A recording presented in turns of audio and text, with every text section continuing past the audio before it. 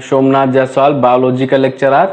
आप सभी बच्चों के अच्छे स्वास्थ्य की बहुत अच्छी शुभकामनाओं के साथ आइए चलते हैं लेसन वंशागति और विविधता, heredity and variation.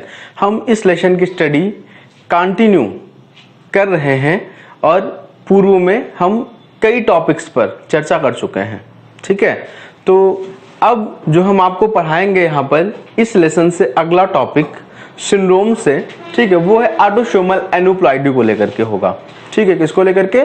Autosomal aneuploidy. ठीक है, हिंदी में देख सकते हैं आप, कायिक गुणसूत्रों की असुगुणता, यानी कि हमारे शरीर में जो 23 जोड़ी में से स्टार्टिंग के 22 जोड़ी के कायिक गुणसूत्र होते हैं जिन्हें हम ऑटोसोम्स के नाम से जानते हैं, हम उनमें कौन से सिंड्रोम्स पाए जाते हैं और गुणसूत्रों की स्थितियां क्या होती हैं, हम उनकी स्टडी इस वीडियो में करेंगे। ठीक है, और जिन बच्चों को इससे पहले के वीडियो नहीं मिले हैं या फिर वो नहीं देख पाए हैं, तो इस वीडियो को अच्छे से समझने के लिए, इस टॉपिक को अच्छे से समझने के लिए इससे पहले वाले वीडियो को आप लोग जरूर देख लें। ठीक है, तो जब तक आप वो वीडियो नहीं देखेंगे उतना क्लियर ये टॉपिक नहीं होगा। तो बहुत अच्छे से आपको ये टॉपिक समझ में आए, इसके लिए, ठीक है, पुराने वीडियो देखना बहुत ही जरूरी है। ठीक है, तो कायिक गुणसूत्रों की असुगुणता, हमने इससे पहले वीडियो में असुगुणता को एक्सप्लेन कर दिया था, यानी कि एन्यूप्लॉइडी को एक्सप्लेन कर दिया था। दो कंडीशन बताई थी, एक हाइपरप्लॉइडी और दूसरी हाइपोप्लॉइडी। हाइपर में क्या होता है? हाइपर में एक क्रोमोजोम जो इनके पेयर्स होते हैं, जो इनके सेट होते हैं 22 पेयर, ठीक है, उनमें एक क्रोमोजोम मोस्टली प्लस होता हुआ दिखता है, यानी कि यहाँ पर एक पेयर में 2 क्रोमोजोम, अगले पेयर में 2, इस तरीके से पेयर्स में क्रोमोजोम कितने हैं? 2। यदि इसमें एक और अटैच होता करके प्लस हो जाता है, अधिकता हो जाती है गुणसूत्र की, तो इसे गुणसूत्रों की ट्राइसोमी बोलते हैं। ठीक है, और इसके जुड़ने की स्थिति को हम हाइपोप्लॉइडी बोलते हैं। दूसरी कंडीशन होती है हाइपोप्लॉइडी, यानी कि इसके सेट से किसी भी एक पेयर से कहीं से भी एक गुणसूत्र जब बाहर निकल जाए, रिलीज हो जाए, ठीक है, हट जाए यहां से, तो इसकी ऐसी कंडीशन को हम हाइपोप्लॉइडी नाम देते हैं। और यहां पर जिस सेट से, जिस जोड़े से गुणसूत्र निकला हुआ है, गुणसूत्र की कमी आई है, इससे हम गुणसूत्रों की मोनोसोमी कहते हैं। याद रखिएगा, एक पेयर में यदि ऑलरेडी 2 गुणसूत्र हैं, ठीक है, इसमें एक प्लस हो रहा है, संख्या इनकी कितनी हो रही है? 3, तो इसे हम गुणसूत्रों की बोलेंगे, गुणसूत्रों की ट्राइसोमी बोलते हैं। इस कंडीशन को क्या बोलेंगे? ट्राइसोमी। ट्राई मीन्स 3, सोमी शब्द लिया गया है सोमा से, सोमा मीन्स होता है बॉडी। यहां पर किसकी बॉडी है? क्रोमोजोम की बॉडी है। 2 बॉडी ऑलरेडी मौजूद है, एक बॉडी और प्लस हो गई है, संख्या कितनी हो गई है? 3, तो इसे हम क्या बोलेंगे? ट्राइसोमी। और अगले पेयर की बात करें, ठीक है, तो यहां पर अगला पेयर मौजूद है, संख्या कितनी है? 2। ठीक है, अब क्या हो रहा है? यहां पर एक क्रोमोजोम माइनस होता है, वो यहां से हट करके अलग चला जाता है, तो इसे गुणसूत्रों की मोनोसोमी बोलते हैं। मोनो मीन्स एक, ठीक है, सोमा मीन्स बॉडी। यहां पर किसकी बॉडी है? गुणसूत्रों की, क्रोमोजोम्स की बॉडी है। ठीक है, तो वो क्या हो रही है? माइनस हो रही है, तो इस स्थिति को हम क्या बोलेंगे? मोनोसोमी बोलते हैं। तो जो गुणसूत्रों में ऐड होने की स्थिति है, पोजीशन है, इनको हम हाइपोप्लॉइडी, और जो माइनस होने की स्थिति है, इन्हें हम हाइपोप्लॉइडी के नाम से जानते हैं। ठीक है, तो अब हम देखेंगे कि जो ऑटोसोमल एन्यूप्लॉइडी की स्थितियां देखी गई हैं, कंडीशंस देखी गई हैं, ठीक है, ये किस पेयर में प्रॉब्लम्स क्रिएट करते हैं, एबनॉर्मलिटीज शो करते हैं, और उस गुणसूत्रों के एबनॉर्मल होने से, कंडीशन चेंज होने से, ट्राइसोमी या मोनोसोमी की होने की वजह से, या फिर आप हिंदी में कह सकते हो संकलन या फिर विलोपन होने की वजह से कौन से विकार उत्पन्न होते हैं, हम उनकी स्टडी करेंगे, उनके सिम्टम्स देखेंगे, किस जोड़ी में प्रॉब्लम हुई है, ठीक है, गुणसूत्रों की किस नंबर वाली जोड़ी पर प्रॉब्लम हुई, 1 2 3, मतलब हमने पोजीशन दे रखी है टोटल ऑटोसोम, टोटल हमने 22 जोड़ी गुणसूत्र बना रखे। 23वां हमने इस वजह से नहीं दिखाया क्योंकि वो लिंग गुणसूत्र होता है, उसको हम एलोसोम के नाम से जानते हैं, उसकी स्टडी हम अगले वीडियो में करेंगे। अभी तक जो हमें स्टडी करनी है 22 पेयर क्रोमोसोम की स्टडी करनी है, ये ऑटोसोम्स कहलाते हैं, और इनमें जब प्रॉब्लम होती है, ठीक है, किस नंबर पे होती है तो किस नाम से जानते हैं, तो इसमें हमने कुछ एग्जांपल ले रखे हैं, डाउन सिंड्रोम का, एडवर्ड सिंड्रोम का, पटाउ सिंड्रोम का और क्रीडू चैट सिंड्रोम का। आपको बता दें जितने सिंड्रोम आपके सामने हैं, ठीक है, इन सब में या इन सब के होने से, गुणसूत्रों की स्थितियां चेंज होने से सब में गुणसूत्रों की संख्या 47 हो जाती है। कितनी? 47। जनरली 46 होती है, एक प्लस होगा तो, जिसकी वजह से हमने अगले वीडियो में भी बताया इनकी संख्या कितनी हो जाती है? 47 हो जाती है, यानी कि 46 प्लस 1 47। ठीक है, अब कैसे? अब किसी में भी कोई प्रॉब्लम हो गई, सपोज दैट यहाँ पर किसी दूसरी सेल का, ठीक है, युग्मक का या कहीं से भी क्रोमोसोम आकर के इसके साथ ऐड हो गया, तो आप टोटल सेट को काउंट करोगे यहाँ पर, ठीक है, 22 जोड़ी का मतलब यहाँ पर 44 क्रोमोसोम है, 44। एक प्लस हो गया, हमने यहाँ पर प्लस कर दिया, तो यहाँ पर संख्या कितनी हो जाएगी? 45। और आपको पता है एक जोड़ी गुणसूत्र और होता है जो कि हमने यहाँ पर नहीं दर्शाया, जो एलोसोम कहलाता है। ठीक है, उसे हम क्या कहते हैं? एलोसोम कहते हैं। अब वो एलोसोम मेल में XY और फीमेल में XX होते हैं, तो अब वो दो और हम प्लस कर लेते हैं, तो 45 प्लस ये 2 एलोसोम्स इज इक्वल टू 47। यहाँ पर गुणसूत्रों की संख्या कितनी हो जाती है? 47 हो जाती है। दो तरीके हैं, या तो आप ऑटोसोम में जो एक या किसी भी पेयर में क्रोमोसोम अटैच हुआ है, ऐड हुआ है, उसको प्लस करके आप इसके साथ में एलोसोम दिखा सकते हैं, या फिर टोटल संख्या इनकी दिखा दीजिए 23 पेयर, 23 पेयर।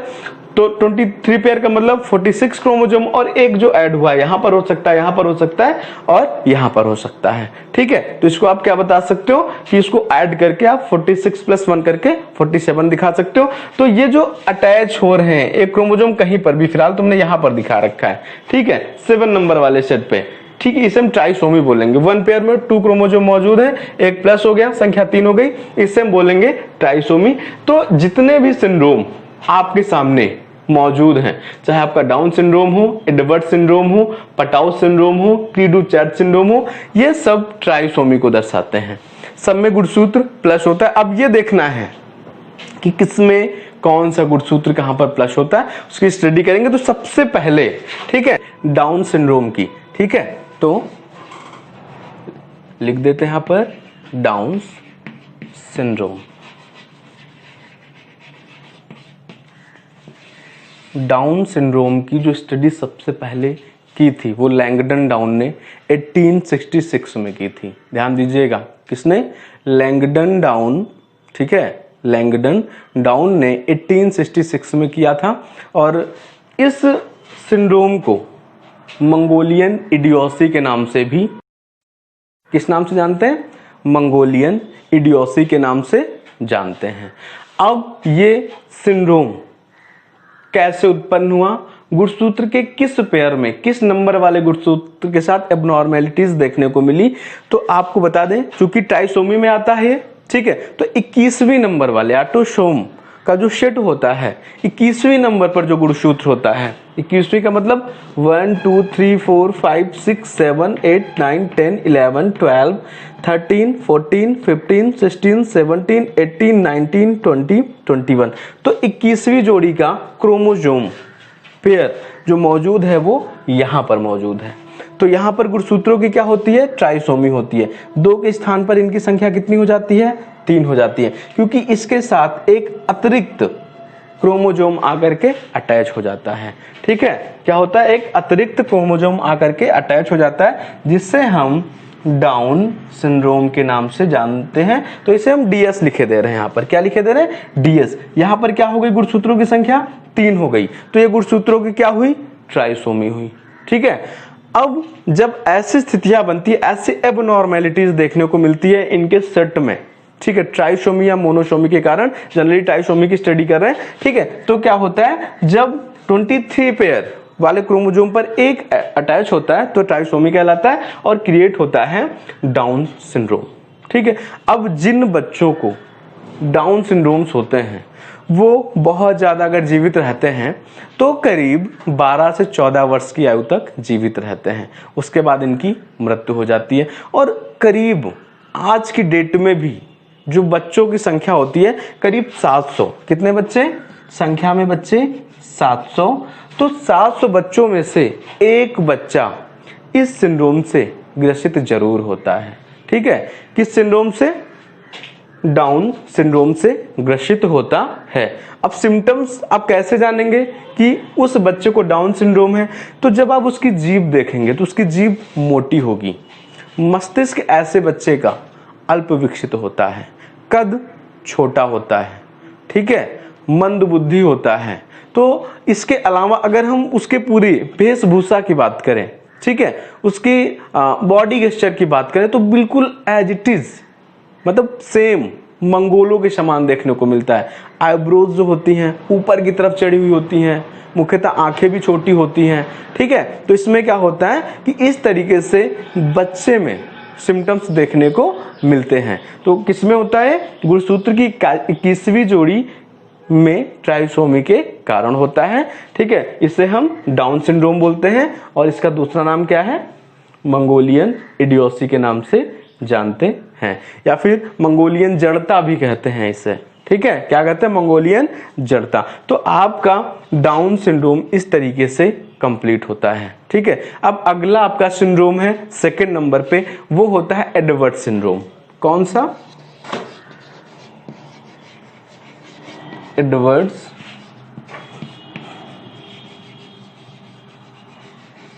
सिंड्रोम।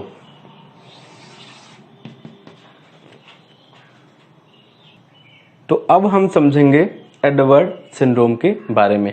तो 21वीं जोड़ी पे हमने डाउन सिंड्रोम को समझा कि 21वीं जोड़ी में गुणसूत्रों की ट्राइसोमी हो जाती है। तो कौन सा सिंड्रोम होता है? डाउन सिंड्रोम होता है। अब हम अगली स्टडी करेंगे एडवर्ड सिंड्रोम की। तो सबसे पहले आपको बता दें, एडवर्ड सिंड्रोम की सर्वप्रथम स्टडी की थी J.H. एडवर्ड ने। किसने? J.H. एडवर्ड ने। उन्होंने अपने नाम पर ही इस सिंड्रोम का नाम क्या रखा? एडवर्ड सिंड्रोम रखा। समझ गए? और सन किस सन में किया था? 1960 में किया था, ठीक है। लगभग किस सन में? 1960 में किया था, ठीक है। और इस सिंड्रोम के बारे में बताया था। अब देखना है कि ये सिंड्रोम कब होता है। ऑटोसोम के जो पेयर हैं, 22 पेयर क्रोमोसोम मौजूद हैं, किस सेट में, किस पेयर में प्रॉब्लम्स देखने को मिलती है। तो एडवर्ड सिंड्रोम गुणसूत्रों का जो सेट है, ऑटोसोम का जो सेट है, 18वें नंबर का जो गुणसूत्र है, वहां पर 2 के स्थान पर गुणसूत्रों की संख्या 3 हो जाती है। तो 18वें नंबर पे गुणसूत्र कौन सा है? 1 2 3 4 5 6 7 8 9 10 11 12 13 14 15 16 17 और 18, ठीक है। ध्यान दीजिएगा, 18 नंबर पर गुणसूत्र का पेयर यहां पर मौजूद है। संख्या में ये कितने हैं? ये संख्या में है 2। अब इसमें भी क्या होता है? एक क्रोमोसोम ऐड हो जाता है, प्लस हो जाता है, यहां पर गुणसूत्रों की ट्राइसोमी हो जाती है। क्या हो जाता है? गुणसूत्रों की ट्राइसोमी। क्यों? क्योंकि इसमें एक ऐड हो गया है, ठीक है। अब आपको पता है एक गुणसूत्र ऐड हुआ है तो जो कोशिका में टोटल 46 गुणसूत्रों की संख्या है वो क्या हो जाएगी? 47 हो जाएगी। कैसे हो जाएगी? कि 22 पेयर यहां पर है, संख्या कितनी हुई? 44। एक हमने यहाँ पे सेट दिखाया नहीं है एलोसोम का, लिंग गुणसूत्र का, ठीक है, उनको हम यहाँ पे 2 प्लस कर देते हैं, ठीक है। और यहाँ पे एक क्रोमोसोम एक्स्ट्रा अटैच हुआ है, ठीक है। तो यहाँ पर इनकी संख्या कितनी हो गई? 1 हो गई। अब टोटल संख्या कितनी बनती है इनकी? 44 2 46 और प्लस 1 यहाँ पर 47। तो यहां पर भी गुणसूत्रों की संख्या 47 होगी और डाउन सिंड्रोम में भी गुणसूत्रों की संख्या 47 है, लेकिन डाउन में 21वीं जोड़ी पर हुआ था, ठीक है। और एडवर्ड सिंड्रोम में 18वीं एडवर्ड सिंड्रोम जो क्रिएट होता है वो कैसे होता है कि 18वीं जोड़ी का जो गुणसूत्र होता है वहां पर एक ऐड हो जाता है, गुणसूत्रों की ट्राइसोमी हो जाती है, ठीक है, जिससे हम क्या बोलते हैं? एडवर्ड सिंड्रोम बोलते हैं। और यहां पर हमने शॉर्ट में क्या लिख दिया? ईडी लिख दिया, ठीक है। अब इनके सिम्टम्स क्या होते हैं? सिम्टम्स कुछ ज्यादा इनसे अलग नहीं होते हैं, ठीक है। क्या होता है? इनसे कुछ ज्यादा अलग नहीं, ठीक है। तो अब ऐसे बच्चों को अगर आप देखते हो जिनको एडवर्ड सिंड्रोम है तो सबसे सटीक तरीका ये होता है पहचानने का कि उसके शरीर में जितने भी अंग हैं वो सभी ग्रसित होंगे।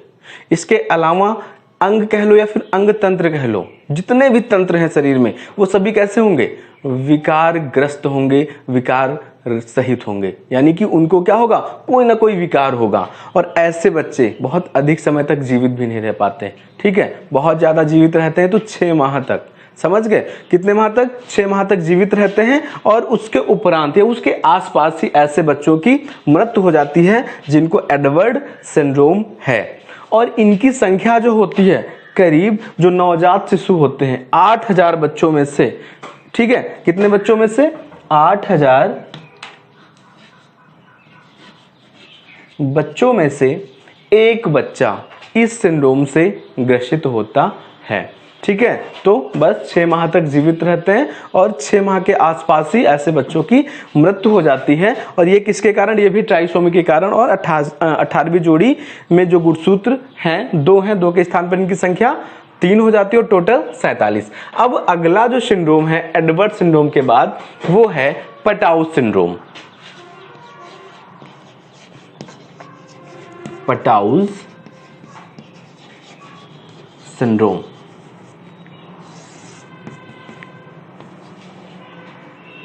अगर अब हम इस पटाउ सिंड्रोम की बात करें तो सबसे पहले इस सिंड्रोम की स्टडी की थी के पटाउज ने 1960 में, ठीक है। इन्होंने भी लगभग कितने 1960 के आसपास इस सिंड्रोम की स्टडी की थी, ठीक है। और जो साइंटिस्ट है जिन्होंने इस सिंड्रोम की स्टडी की थी उनका नाम था के पटाउज, ठीक है। उन्होंने अपने नाम पर ही इस सिंड्रोम का नाम क्या रखा, पटाउ सिंड्रोम, ठीक है। क्या, पटाउ सिंड्रोम। अब ये देखना है कि ऑटोसोम का जो 20 पेयर का सेट है, 22 पेयर का सेट है, अब किस नंबर वाले पेयर्स पर प्रॉब्लम क्रिएट होती है, ट्राइसोमी देखी जाती है। क्योंकि हमने पहले ही बता दिया था जितने भी सिंड्रोम हमने यहाँ पर लिख रखे हैं सब में ट्राइसोमी होती है, सब में गुणसूत्रों की संख्या 47 हो जाती है। अब हम पटाउ सिंड्रोम की बात करें तो 13वें नंबर पर 2 के स्थान पर गुणसूत्र 3 हो जाते हैं, यानी कि ट्राइसोमी हो जाती है। तो काउंट कर सकते हैं 1 2 3 4 5 6 7 8 9 10 11 12 13, ठीक है। तो 13 नंबर पे जो क्रोमोसोम आपका दिख रहा है वो यहाँ पे दिख रहा है। यहाँ पर भी गुणसूत्र की अधिकता हो जाती है, 2 के स्थान पर संख्या कितनी हो जाती है, 3 हो जाती है। यहाँ पर हम इससे कहेंगे गुणसूत्रों की ट्राइसोमी, ठीक है। और यहाँ पर भी अगर आप टोटल काउंट करोगे तो गुणसूत्रों की संख्या 47 ही निकल के आएगी। कितनी निकल के आएगी, 47। ये भी गुणसूत्रों की क्या है, ट्राइसोमी है, ठीक है। तो संकेत के लिए हम यहाँ पर PS लिखे दे रहे हैं, मतलब पटाउ सिंड्रोम यहाँ पर आपको देखने को मिल रहा है। गुणसूत्रों के या ऑटोसोम के इस सेट में जो 13वीं जोड़ी पर गुणसूत्रों का जोड़ा मौजूद है, तो वहां पर 2 के स्थान पर कितनी हो गई संख्या, 3 हो गई है। और अगर हम इस सिंड्रोम के लक्षणों की बात करें तो ऐसे बच्चे आपको 20,000 में एक बच्चा जरूर देखने को मिलता है। अब इनके लक्षण क्या होंगे, ठीक है। इनके लक्षण थोड़े से पृथक होते हैं। जब आप इनका पैलेट देखेंगे, आप तालू देखेंगे तो तालू में दरार होती है, होंठ अजीब टाइप के होते, कटे फटे से होते हैं, आंखें खिंची हुई होती हैं, लगभग शरीर के प्रत्येक अंगों में विकृतियां देखने को मिलती हैं। और ज्यादातर तो बच्चे आपको बहुत अधिक मोटे से दिखते हैं, अल्प विकसित बुद्धि वाले होते हैं। बुद्धि कैसी होती है, अल्प विकसित, IQ बहुत कम होता है ऐसे बच्चों का, ठीक है। और ऐसे बच्चे भी बहुत अधिक समय तक जीवित नहीं रहते, ठीक है।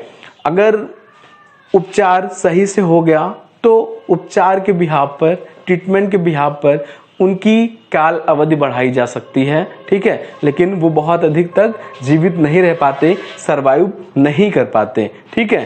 तो आप लगभग समझ सकते हो कि 14 वर्ष की आयु से लेकर के करीब 21 वर्ष की आयु के आसपास तक ही ऐसे बच्चों की मृत्यु हो जाती है, ठीक है। और ऐसे बच्चे 20,000 में आपको एक बच्चा देखने को जरूर मिल जाएगा जो कि ग्रसित होता है किससे, पटाउ सिंड्रोम से।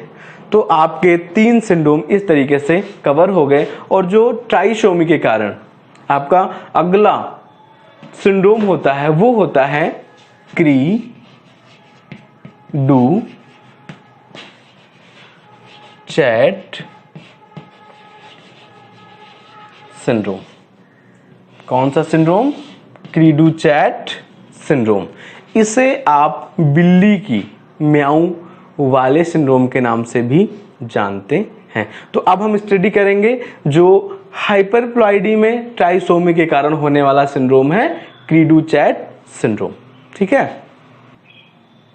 अच्छा, अब इसमें मेन बात को ध्यान में यह रखना है कि आपका जो क्री डू चैट सिंड्रोम होता है इसमें दो चीजें देखने को मिलती हैं, ठीक है। और ये ट्राइसोमी की कंडीशन में तो आता है, बट ये मोनोसोमी का मुख्यतः एग्जाम्पल होता है। किसका? मोनोसोमी का। मोनोसोमी का मतलब पेयर में से गुणसूत्र का माइनस होना या फिर उससे निकल जाना, गुणसूत्र की कमी हो जाना। और दूसरा विलोपन कह सकते हैं। विलोपन में क्या होता है कि जो गुणसूत्र के जोड़े होते हैं उनमें गुणसूत्रों की भुजाएं आपस में विलोपित हो जाती हैं, एक दूसरे में विघटित हो जाती हैं, गल जाती है, एक दूसरे से अटैच हो जाती हैं। इस कंडीशन को भी हम विलोपन नाम दे सकते हैं। तो यहाँ पर मुख्यतः इन दोनों कंडीशन के बिहाफ पर, ठीक है, या तो क्या हो सकता है, गुणसूत्र माइनस हो सकता है। यदि माइनस हो रहा है, पेयर में से गुणसूत्र माइनस हो रहा है तो संख्या में कमी आएगी, यानी 46 के स्थान पर गुणसूत्र 45 पे रह जाएंगे। तो इससे हम गुणसूत्रों की मोनोसोमी बोलेंगे। क्या बोलेंगे? मोनोसोमी, ठीक है। और यहां पर मुख्यतः जो देखा गया है, गुणसूत्रों की संख्या 46 ही रहती है। बहुत कम ही कंडीशंस देखने को मिलती है जिसमें गुणसूत्रों की संख्या में कमी आती है। 46 के स्थान पर 45, यानी कि क्रोमोसोम किसी भी एक पेयर से माइनस हुआ है मोनोसोमी में तो कमी आएगी। कमी को हम मोनोसोमी बोलते हैं, यानी एक सोमा, एक क्रोमोसोम की बॉडी माइनस हुई है, बाहर गई है, तो हम इसे मोनोसोमी बोलेंगे। और ये हाइपोप्लॉइडी का एग्जांपल होता है। किसका? हाइपोप्लॉइडी का एग्जांपल होता है। तो इसे हम दूसरे किस नाम से जानते हैं? बिल्ली की म्याऊ सिंड्रोम के नाम से जानते हैं। और जो ऑटोसोम का 5वें नंबर पर गुणसूत्रों का जोड़ा होता है 1 2 3 4 5, मतलब ये यहां पर पहली कंडीशन, या तो गुणसूत्र की पेयर में कमी आएगी तो क्या होगा, ये हट सकता है या फिर ये हट सकता है, ठीक है। एक गुणसूत्र क्या होगा, माइनस होगा, ठीक है। तो माइनस का सिंबल लगा करके हमने 1 माइनस किया और टोटल 44 क्रोमोसोम होते हैं। 1 माइनस करेंगे तो क्रोमोसोम की संख्या कितनी बचेगी कोशिका में? 45 बचेगी। कितनी? 45। अगर कमी हो रहा है तो। दूसरी कंडीशन क्या है? विलोपन। विलोपन में क्या होता है, कमी नहीं आती है, इनकी भुजाएं आपस में इस तरीके से क्या हो जाती हैं, विलोपित हो जाती हैं, ठीक है। ये डिस्टर्ब हो जाते हैं क्रोमोसोम्स, जो इनके पास आनुवांशिक सूचनाएं हैं उनको सही से प्रेषित नहीं कर पाते हैं। तो प्रेषित ना करने की वजह से वो आने वाला जो शिशु है वो विकृत वाला हो जाता है। तमाम प्रकार की विकृतियां देखने को मिलती है। मुख्यतः अगर हम ऐसे बच्चों को देखते हैं तो इनकी संख्या जो होती है करीब 50,000 में से आपको एक बच्चा ऐसे देखने को मिलता है, ठीक है। तो किसमें होता है? 5वीं जोड़ी के गुणसूत्र में या तो विलोपन या तो कमी। मोनोसोमी का एग्जाम्पल है। कितने बच्चों में से एक होता है? 50,000 बच्चों में से एक बच्चा होता है। स्टडी किसने की थी? तो स्टडी की थी जे लिजुने ने 1966 में। किसने की थी? जे लिजुने ने 1966 में की थी। मोनोसोमी का एग्जाम्पल है, ध्यान से सुनिएगा, ठीक है। 50,000 में से एक बच्चा ऐसा होता है। अब पहचान क्या है, लक्षण क्या है कि इस बच्चे को क्री डू चैट सिंड्रोम हुआ है? सिंपल सी बात है, जैसे कि इसका दूसरा नाम है बिल्ली की म्याऊ सिंड्रोम। यानी कि ऐसा बच्चा जब आवाज करता है, जब रोता है तो ऐसा लगता है कि बच्चे के मुंह से बिल्ली की म्याऊ निकल रही है, म्याऊ जैसा शब्द स्पष्ट होता है। तो आप समझ सकते हैं कि ऐसा बच्चा क्री डू चैट नामक सिंड्रोम से ग्रसित है, ठीक है। तो ऑटोसोम में जो मुख्य रूप से सिंड्रोम्स देखे गए हैं, ठीक है, जो हमारी बुक्स में हैं एग्जाम्पल्स के तौर पे, जो हमारे एग्जाम में पूछे जाते हैं, वो मुख्य रूप से इतने ही हैं। Down syndrome, Edward syndrome, Patau syndrome, क्री डू चैट सिंड्रोम, ठीक है। ये सब किसमें होते हैं? ऑटोसोम के सेट में होते हैं, ठीक है। और हमने 23वीं इस वजह से नहीं दिखाया था 23वीं जोड़ी का गुणसूत्र, क्योंकि वो लिंग गुणसूत्र होता है। उसमें अगर इस तरीके की मोनोसोमी या ट्राइसोमी देखने को मिलती है, ठीक है, तो हम उसे एलोसोम्स बोलेंगे, ठीक है। हम उसे कह सकते हैं कि ये ऑटोसोमल था, उसे हम एलोसोमल एनोप्लॉइडी कहेंगे। तो उसको हमने अलग रखा, ठीक है। उनका काम लिंग निर्धारण होता है और इनका काम होता है दैहिक संरचनाओं का निर्माण करना, ठीक है। विभिन्न प्रकार के जो उसमें अंग या जो भी सिस्टम्स हैं उनका फॉर्मेशन करना। तो इनकी स्टडी हमने कर ली और इनके डिस्टर्ब होने से, एबनॉर्मल होने से आने वाली संतति भी डिस्टर्ब हो जाती है, एबनॉर्मल हो जाती है। तो आज के इस वीडियो में इतना ही। यदि आपको हमारे वीडियो समझ में आते हैं तो कमेंट बॉक्स में कमेंट करके बताएं। कोई त्रुटि होती है, समझ में नहीं आता, तो आप वो भी सजेस्ट कर सकते हैं। हम अपने वीडियो को और ज़्यादा बेहतर करने का प्रयास करेंगे। तो नमस्कार बच्चों।